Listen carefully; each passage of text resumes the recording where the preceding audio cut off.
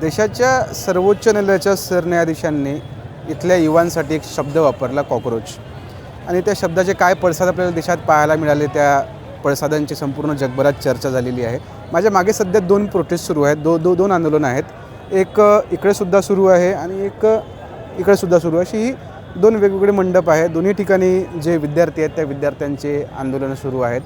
आपण जर पाहायला गेलं तर आता मला काही एवढा शौक नाही इकडे यायचा, पण काय झालं की आपण एक मधातली पिढी आहोत. म्हणजे हे जे जेनझी आहेत आताचे आंदोलक आणि आपण जे चळवळीतले आंदोलक बघितले यांच्या मधातला आपण दुवा आहोत. आणि निश्चितपणे ह्या आठवणी ज्या आहेत आंदोलनाच्या ह्या आपण साठवून ठेवल्या पाहिजे, आयुष्यभरासाठी या कामाच्या ठरतील. यासाठी मी जे प्रोटेस्ट आहे हे पाहायला येत असतो आणि काही बातम्या जर कव्हर करता येत असल्या तर कव्हर करतो. पण हे प्रोटेस्ट पाहणं आणि ही गर्दी कशा पद्धतीनं जमा होते हे पाहणं हे खूप महत्त्वाचं आहे. अनेक आंदोलकांनी आपल्या महाराष्ट्रात अनेक चळवळी राबवल्या, अनेक चळवळी मोठ्या झाल्या, पण काय झालं की तिथं आपल्याला एवढ्या मोठ्या प्रमाणावर जी गर्दी आहे ती जमलेली पाहायला मिळाली नाही. आज आपण जर पाहिलं तर इथं पूर्ण पाणी साचलेलं आहे ग्राउंडमध्ये, तरीसुद्धा जे आंदोलक आहेत ते या ठिकाणी आंदोलन करत आहेत. गेल्या वेळी जंतर मंतरवर जेव्हा मी होतो तेव्हा माझ्यासोबत माझा सहकारी अश्विन येणार होता. अश्विन माझा एक चांगला मित्र आहे, मात्र यावेळी तो आवर्जून आला. त्याला नेमकं काय वाटलं आंदोलनामध्ये, याचे काय भावना आहेत ते पण आपण जाणून घेऊया. अश्विन, स्वागत आहे तुझं. काय सांगशील नेमकं आता हे आंदोलन सुरू आहे, काय वाटतं तुला याबद्दल? मला जंतर मंतरला जे आंदोलन झालं होतं, खरं तर सरकारच्या विरोधात नेहमी आंदोलन होत असतं. कुठलंच सरकार त्या आंदोलनाच्या वाचलेलं नाही आहे. नेहमी विरोध आणि या सगळ्या गोष्टी होत राहतात. परंतु गेल्या काही वर्षांमध्ये काय झालं होतं की सरकारला विरोध करणं याची हिंमत लोकांमध्ये होत नव्हती. कुठेतरी एक दडपण म्हणूया किंवा एक मी एकटा तर नाही ना सरकारला विरोध करण्यात, कारण की प्रो सरकार कॅम्पेनिंग्स वगैरे याच्यामुळं जंतर मंतरच्या आंदोलनामध्ये एक लक्षात आलं लोकांच्या की हां, आपण विरोध करू शकतो. विरोध केल्यापेक्षा मागणी करू शकतो, ज्याला जिनाईन मागणी म्हणून. सरकारचा विरोध करणे म्हणजे विरोध करणे नाही आहे कुठल्याही सरकारला जरा, पण जे नागरिकांचे मुद्दे आहेत, जे संविधानिक मुद्दे आहेत आणि ते जर सरकार फॉलो करत नसेल तर जंतर मंतरच्या आंदोलनापासून एक पकड गेलं लोकांच्या डोक्यामध्ये की हां, आपण जर मागणी केली तर सरकारला झुकावं लागेल आणि सरकार आपल्या मतानं ऐकतील. मला वाटते त्याचाच परिणाम असेल की झारखंडमध्ये सुद्धा हे आंदोलन झारखंडमध्ये खूप जुनं आहे तसं पाहिलं तर, परंतु आता व्यापक प्रमाणामध्ये रांचीमध्ये इथे सुद्धा येऊन आलं. आणि मला असं वाटतं यानंतरही बरेचसे आंदोलनं होतील ज्यामध्ये नागरिकांचा उत्स्फूर्त सहभाग राहतील चांगल्या मुद्द्यांवर. मला असं वाटतं की जंतर मंतर ते हे एक ह्या पहिला किंवा दुसरा टप्पा म्हणू शकतो. इथून या आंदोलनाचा इतिहास आणि तुम्ही ज्या पद्धतीनं म्हटलं आहे की एक चळवळीमधले आंदोलक आणि जेनझी आंदोलक याच्यामधली आपण ती पिढी आहोत ज्यांनी सर्व बघितलं आहे. त्यामुळं मला असं वाटतं की आपण एक निर्णायक पिढी आहोत, कारण की जंतर मंतरला पण ज्याला आपण टिपिकली फंड ज्यांनी पोहोचवला ते आपणच होतो, मिलेनियर्स.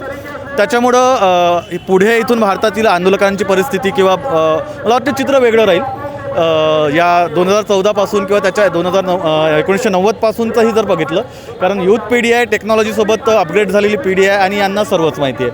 त्याच्यामुळे आता भविष्यातील भारताची स्थिती खरंच मला असं वाटतं सकारात्मक राहील आणि सर्व सरकार या सकारात्मक विषयांवर लक्ष देतील, कारण की विरोधकांनासुद्धा माहिती आहे की ही नवीन पिढी त्यांच्या विचारधारेची नाही आहे आणि सत्ताधाऱ्यांनासुद्धा माहिती आहे की ही पिढींना ते सध्याच तरी त्यांच्या जे काही प्रलोभन असतात किंवा जे काही सरकार आपल्या विचार प्रेरणासाठी चालवत असतात त्याच्यामध्ये येणारी नाही आहे. त्यामुळं खरंच आशादायक चित्र राहणार आहे पुढील भारतातलं.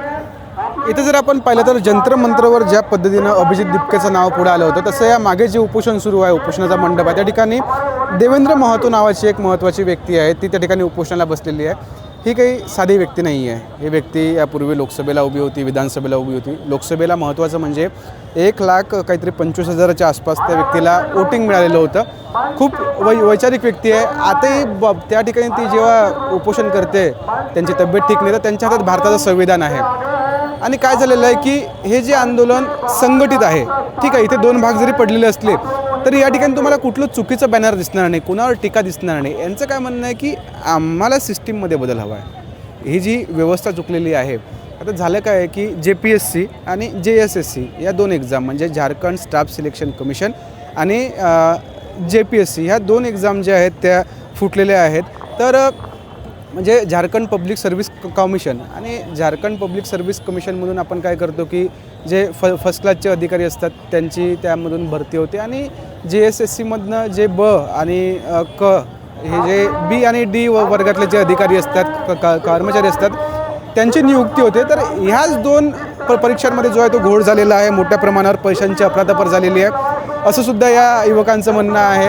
एक अभय तिवारी नामक जी व्यक्ती होती ज्यावर हे सगळे आरोप झालेले होते, त्या व्यक्तीसुद्धा निलंबन झालेलं आहे. त्या व्यक्तीवर आता यात काय झालेलं आहे की यात CID चौकशीसुद्धा मागणी झालेली आहे. जवळपास सरकारने ती मान्य केलेली असेल आज किंवा उद्या सकाळपर्यंत ती मान्य होऊन जाईल असं मला वाटतं. सध्या इथलं जे विधानसभेचं अधिवेशन आहे ते सुद्धा सुरू आहे आणि माझं असं म्हणणं आहे की कुठल्याच आंदोलनाला, कुठल्याही व्यक्तीला, कुठल्या नेत्याला, चळवळीला आपण सकारात्मक दृष्टिकोनातून पाहिलं नाही पाहिजे. ती व्यक्ती आपल्या दृष्टिकोनाची आहे म्हणून, कारण प्रत्येक गोष्टीमध्ये दोन पैलू असतातच आणि आपण प्रश्न विचारणं काही गैर नाही आहे. आज दिल्लीत काय घडलं होतं की ज्या पद्धतीने इथं संघटना आहे, ज्या पद्धतीने इथं नियम आहेत, त्याच पद्धतीनं दिल्लीमध्ये नियम ठेवता आले असते. ते जर नियम ठेवले असते तर निश्चितपणे त्या ठिकाणी त्या विद्यार्थ्यांवर जो आहे तो लाठीचार्ज झाला नसता. आज झालेला विषय असा आहे की अभिजित दिपके हा महाराष्ट्रातून पुढे आलेला आहे. त्यांना महाराष्ट्राचा किमान इतिहास वाचायला पाहिजे होता. आपण म्हटलं होतं की दिल्लीची तख्त राखतो महाराष्ट्र माझा, अशा प्रकारच्या काही पोस्ट ज्या होत्या त्या पुढे आलेल्या होत्या. मात्र आपण जर पाहिलं तर महाराष्ट्रातील मराठा समाजानं 100हून अधिक मोर्चे जे आहेत ते महाराष्ट्रात काढलेले आहेत. एकाही मोर्चावर लाठीचार्ज झालेला नाही. योग्य जर नियोजन केलं ना तर ही वेळ येत नाही. मी पुन्हा एकदा अश्विनकडे येतो. अश्विन, या ठिकाणी खरंच नियोजन पाहायला मिळत आहे. या ठिकाणी कुठल्याही प्रकारची शिवीगाळ नाही आहे, कुणावर टीका नाही आहे, काहीच नाही आहे, पण जंतर मंतरवर आपल्याला ते पाहायला मिळालं होतं. काय वाटतं? मला असं वाटतं की जंतर मंतरमध्ये दोन पद्धतीचे आंदोलक होते. एक ज्यांना खरोखर आंदोलन करायचं होतं आणि एक ज्याला आपण क्रिएटर जीवी म्हणू शकतो किंवा कंटेंटसाठी येणारे लोक होते. आणि त्यामुळं जंतर मंतरवरून तुम्हाला वेगवेगळे नारे, वेगवेगळे बॅनर्स, वेगवेगळ्या गोष्टी, कारण की काही लोकांसाठी तो प्राईम फोकसवर येण्याचा एक खूप चांगला पॉईंट होता किंवा एक संधी होती जंतर मंतरवर. इथे तसं नाही आहे. इथली जी पिढी आहे, ज्यांनी खरोखर पेपर्स दिले आहेत, ज्यांचे खरोखर पेपर्स लीक झाले आहेत, ज्यांच्या खरोखर नोकऱ्या गेल्या आहेत, ती पिढी आहे जे अभ्यासू आहे, ज्यांनी खरोखर आधी अभ्यास केला. तर यांना सर्व संवैधानिक गोष्टींची नॉलेज आहे, माहिती आहे, कायदे सुव्यवस्था आणि दिल्लीचं जे जंतर मंतरचं आंदोलन आहे त्याची एक पूर्व पार्श्वभूमी त्यांना माहिती आहे की नॅरेटिव्ह कसा, निगेटिव्ह नॅरेटिव्ह पसरायला वेळ जात नाही आणि निगेटिव्ह नॅरेटिव्ह जर पसरला तर आंदोलनाला जो आहे कुठेतरी बाधा पोचेल किंवा आंदोलन कुठेतरी विस्कळीत होईल. त्यामुळं इथल्या जे आंदोलक आहे आणि अतिशय चांगल्या पद्धतीनं वारंवार ते सूचना देतात. बाईट्ससाठी सुद्धा ते सांगतात की जर निगेटिव्ह कोणी बाईट देत असेल सरकारच्या विरोधात तर त्याला टाळा. म्हणजे सरकारला शिव्या देणे किंवा सरकारला एकदम अपोज करणे. इथल्या आंदोलनाची खासियत ही वाटली की सिस्टीम बदलवायची आहे. सरकार बदलून म्हणजे सरकारला विरोध नाही आहे, तर सिस्टीम बदलवायची आहे. कारण की सरकार दुसरंही येईल पण सिस्टीम जर तीच राहिली तर नेहमीसाठी ते होईल. आणि मला वाटतं गेल्या 15 ते 20 वर्षापासून झारखंडमध्ये हा परीक्षेचा घोटाळा चालू आहे. तर झारखंड जर आपण पाहिलं ना तर आधीपासून संघर्ष करणारं राज्य आहे. इथला युवा प्रचंड आक्रमक आहे. बिरसा मुंडांचा इतिहास आहे. झारखंड जेव्हा वेगळं करायचं होतं त्यावेळेससुद्धा एक खूप मोठं आंदोलन, चळवळ उभी राहिलेली होती.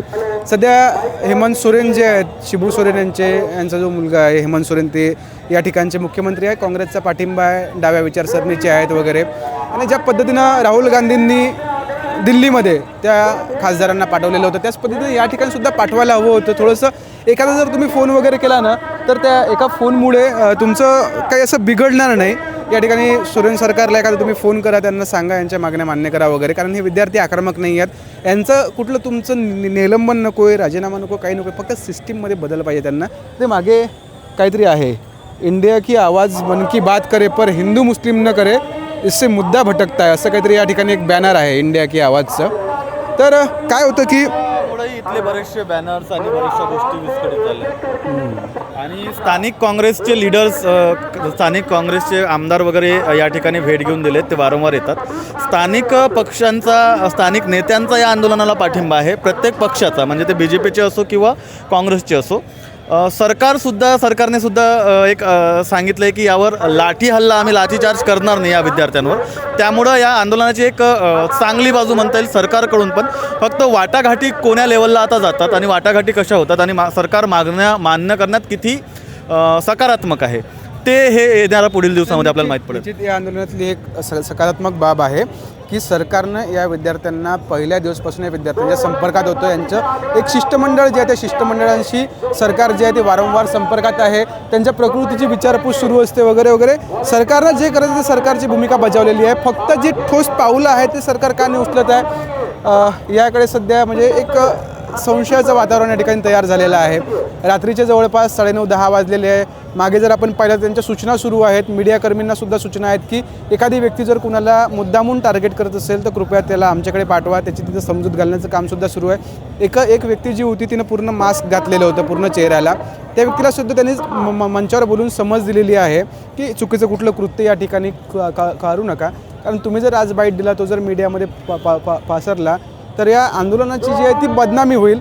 या आंदोलनाची बदनामी होऊ नये यासाठी पुरेपूर या ठिकाणी प्रयत्न सुरू आहेत आणि अशा प्रकारचं जर नियोजन असलं तर ही आंदोलनं निश्चितपणे सक्सेस ठरतील. सरकारवर एक प्रकारचा दबाव निर्माण होईल आणि गेल्या 10 वर्षात म्हणजे मी 2014 पाहतोय की सरकार कुठली असो ज्या पद्धतीनं काम करते, अजिबात सरकारवर कुणाचा अंकुश नाही आहे. या दिल्ली येथील जंतर मंतरच्या आंदोलनानंतर आपण जर आता पाहायला गेलं तर सरकारवर कुठेतरी अंकुश निर्माण झालेला आहे.